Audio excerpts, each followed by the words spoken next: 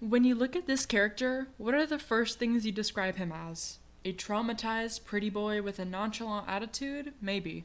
To be fair, he definitely fits that description. He is, as most RPG protagonists are, visually appealing and not without a tragic backstory.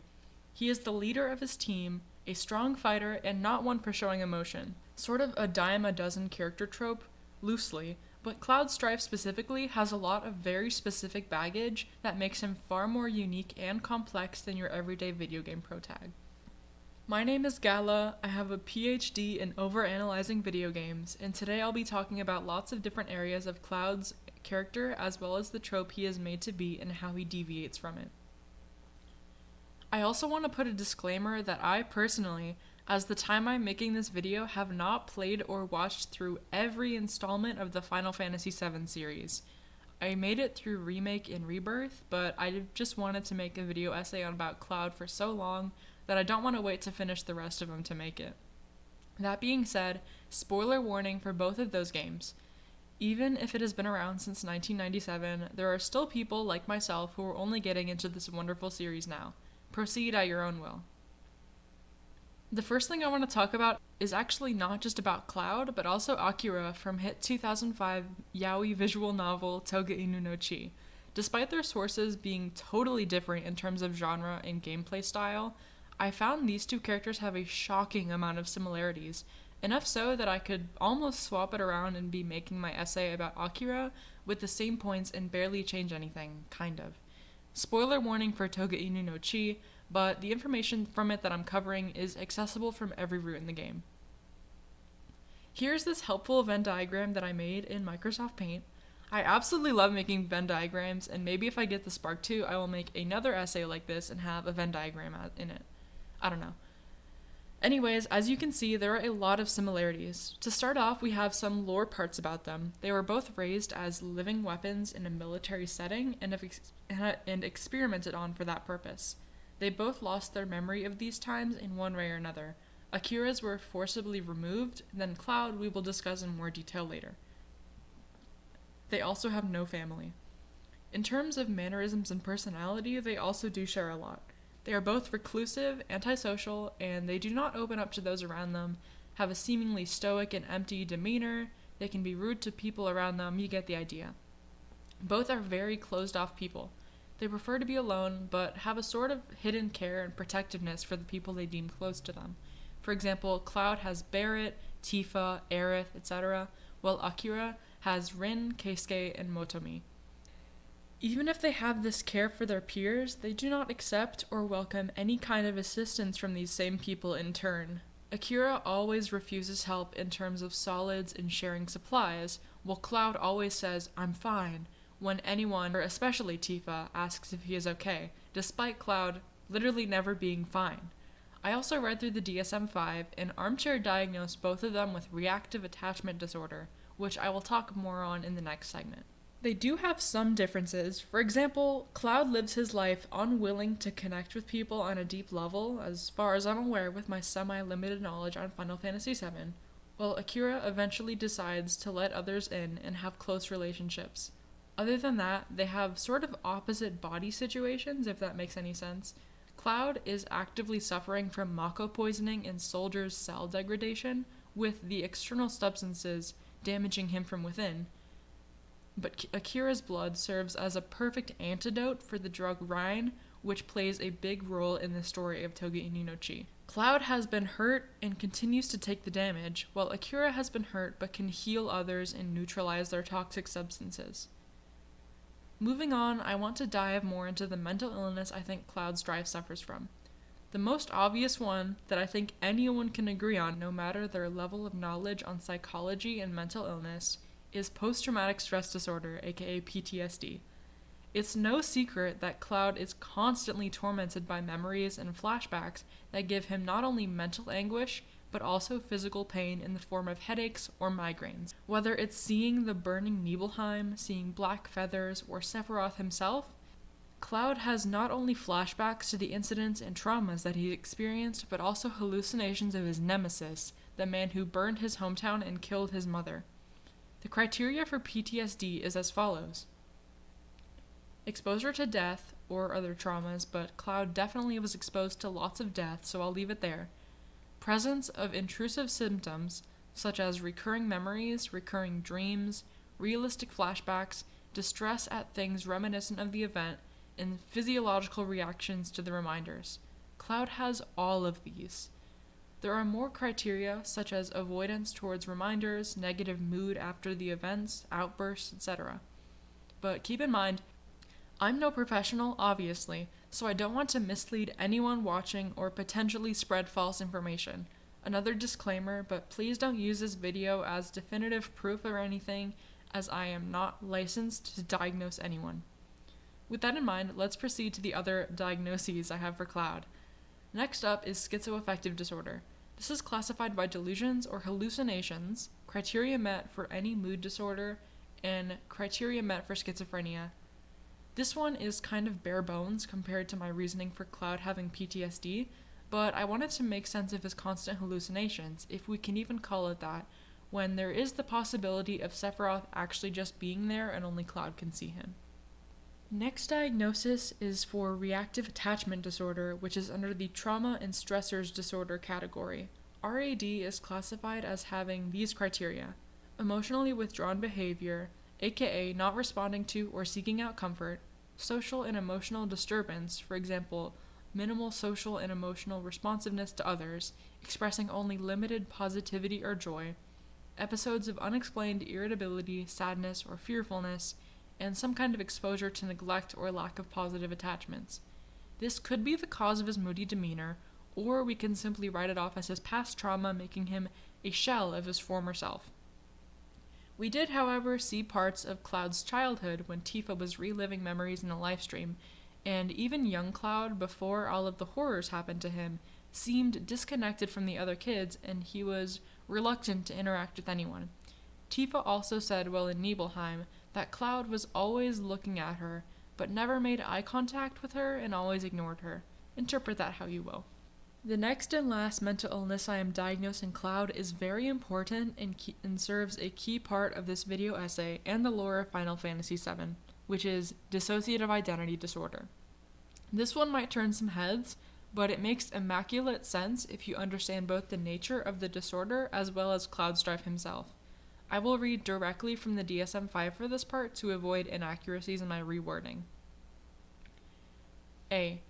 Disruption of identity categorized by two or more distinct personality states, which may be described in some cultures as an experience of possession. The disruption in identity involves marked discontinuity in sense of self and sense of agency, accompanied by related alterations in affect, behavior, consciousness, memory, perception, cognition, and/or sensory motor functioning. These signs and symptoms may be observed by others or reported by the individual. B.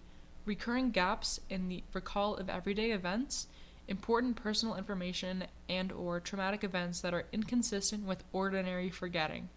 C. The symptoms cause clinically significant distress and/or impairment in social, occupational, and other important areas of functioning. D. The disturbance is not a normal part of a broadly accepted cultural or religious practice. E. The symptoms are not attributable to the physiological effects of a substance or other medical condition. Now, if you're familiar with the story of Final Fantasy VII, you will know that Cloud is oftentimes in a trance-like state, and sometimes acts very differently than how we know him and his morals to be. These should be obvious takeaways or giveaways to Cloud having dissociative identity disorder. He has dissociative episodes very frequently in which he is not present or aware of his surroundings, sometimes completely unresponsive to his teammates calling out for him. In Chapter 7 of Rebirth, Cloud, in a dissociative state, almost walks off a cliff while walking to Corel. And yes, you could explain this through soldier cell degradation and Cloud slowly getting Mako poisoning, much like the other cloaked men the team is following and learning about throughout the entirety of Rebirth, but some of Cloud's symptoms are left out and not properly explained by this theory. Nuance incoming.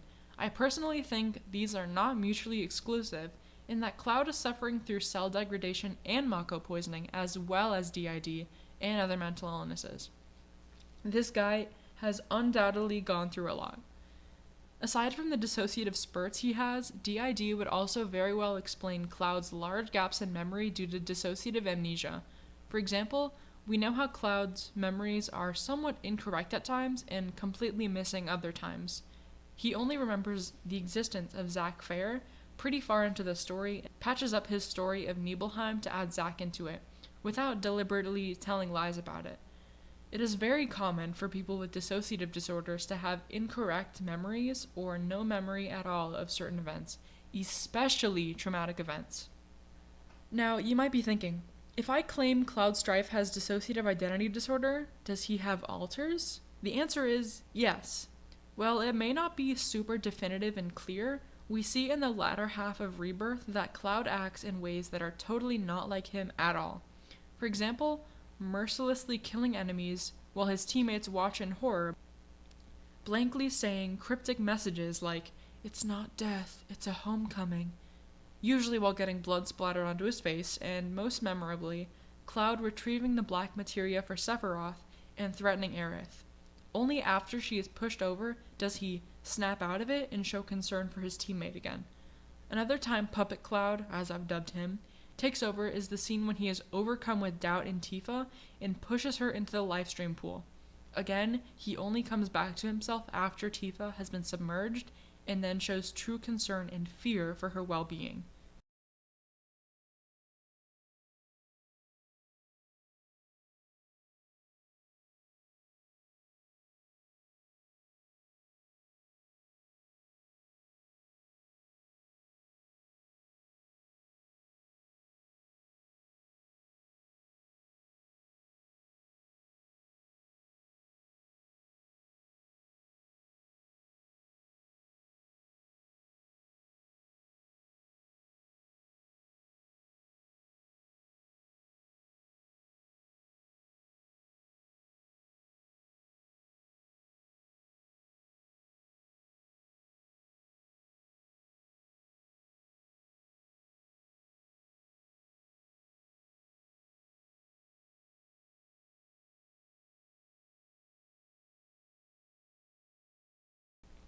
Okay, again, there is a possible explanation for this in the lore. Sephiroth refers to Cloud as his empty puppet that he controls, and that could be why Cloud loses control over himself at times, as Sephiroth has instructed him to fill his empty heart with rage. But I'm looking at this from a psychological point of view, not a Sephiroth can possess him and invade his mind whenever he wants kind of way. Whatever, it could be both. Nuance. In the next segment of my essay, I want to talk about a somewhat light subject, which is the memification of nonchalance.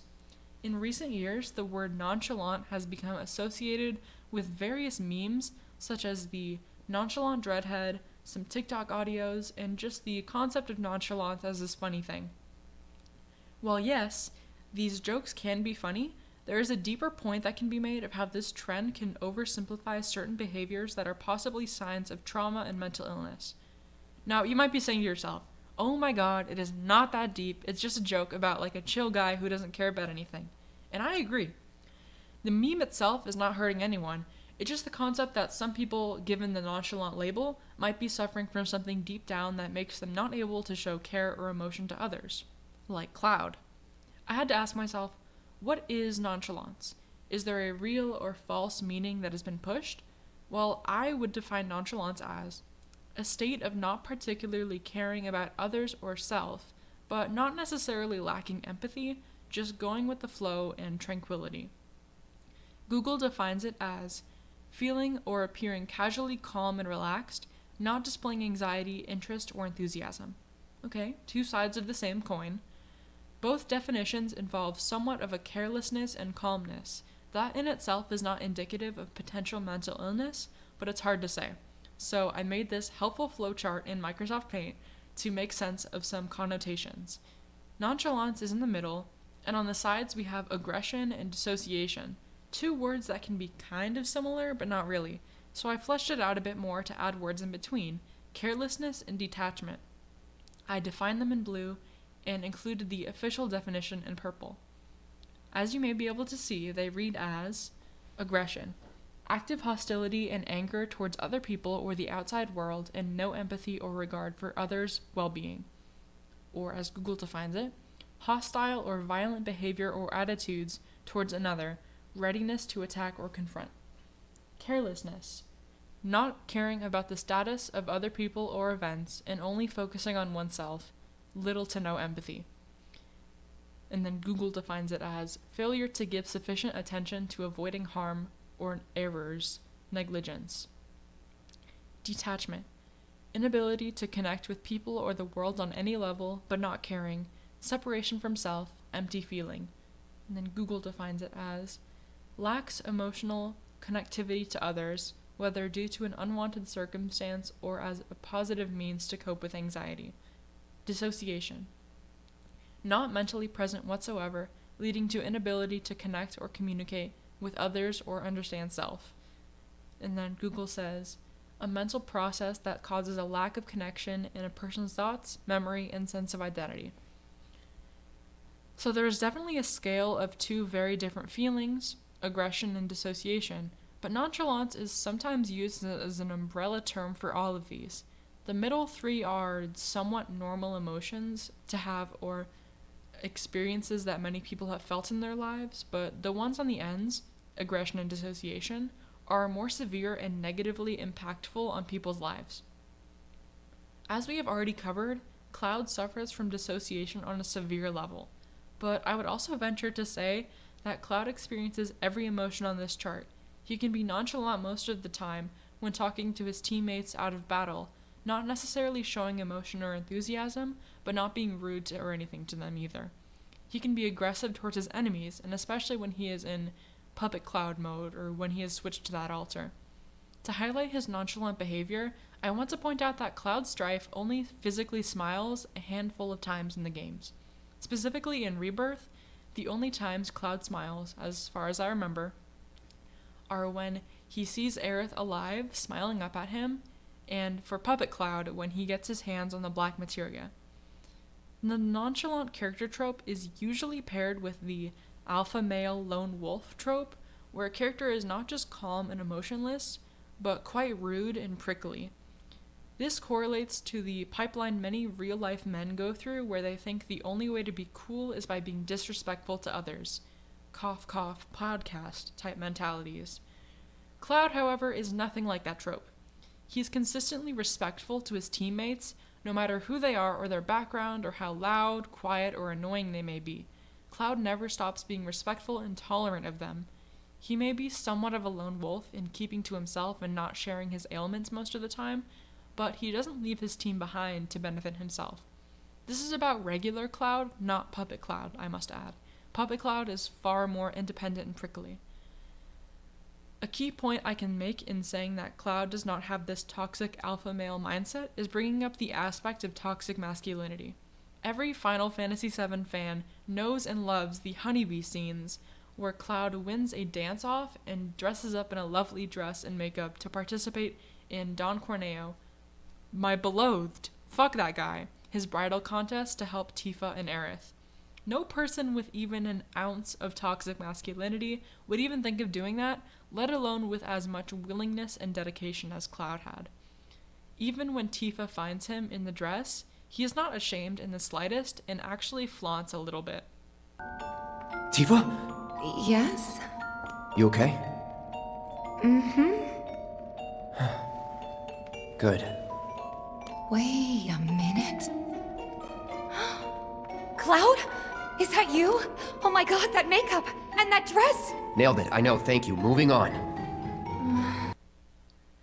The last segment, albeit short, is about Tifa Lockhart and Cloud Strife's relationship and how it is so important not just to me, but to people with mental illness feeling represented by Cloud and seeing him have a somewhat stable relationship with someone. I'm going to play a scene from Rebirth, which really set in stone Cloud's DID and Tifa's unwavering support. You stayed when I needed you most. If that's not a hero, then I don't know what is. I'm no hero. What kind of hero falls off a cliff with the person he's trying to save and pushes him into a pool of Mako? Sometimes, I don't even know who I am. I forget things everyone else remembers just fine, and know things I've got no right knowing. It's like there's different people inside of me. And the worst part is, I can't even tell where they end and I begin. Go on. Soldier cells degrade. I think that's what's happening to me. That I'm falling apart. That's not going to happen to you.